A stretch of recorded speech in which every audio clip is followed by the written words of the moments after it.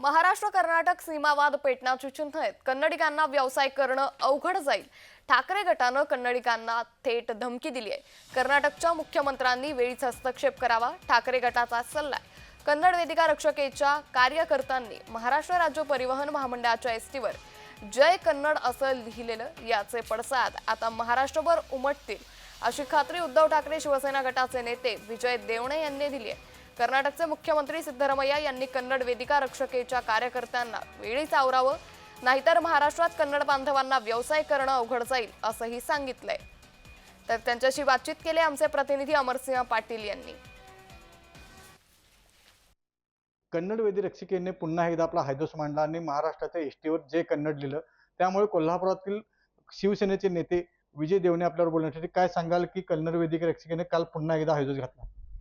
कन्नड रक्षक वेदिका संघटनेने काल आम्हाला समजलं की कलबुर्गी येथे महाराष्ट्राची असणारी एसटी ही या ठिकाणी अडवली आणि त्या ड्रायव्हरला खाली उतरवलं आणि कन्नड वेदिका रक्षक संघटना जी आहे या संघटनेचा जो लाल आणि पिवळा झेंडा आहे त्या लाल आणि पिवळ्या झेंड्याचा रंग त्या ड्रायव्हरच्या चेहऱ्यावर लावला.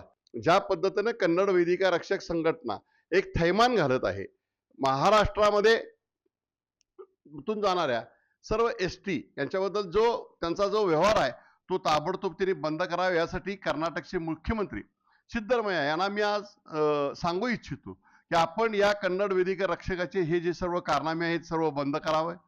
हे जर बंद केले नाहीत तर आम्ही शिवसेना उद्धव बाळासाहेब ठाकरे पक्षाच्या वतीने कर्नाटकच्या फक्त एसट्याच अडवणार नाही आहे, तर कर्नाटकातून येणाऱ्या सर्व वाहनं आम्ही अडवली जातील बॉर्डरवर आणि त्याच पद्धतीने कर्नाटकाचे जे जे लोक इथं व्यापार करतात त्यांना आम्ही व्यापार सुद्धा करू देणार नाहीत. जय महाराष्ट्र.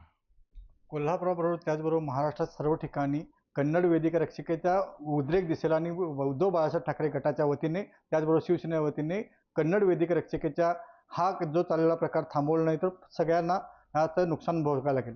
अमरसिंह पाटील, जय महाराष्ट्र, कोल्हापूर.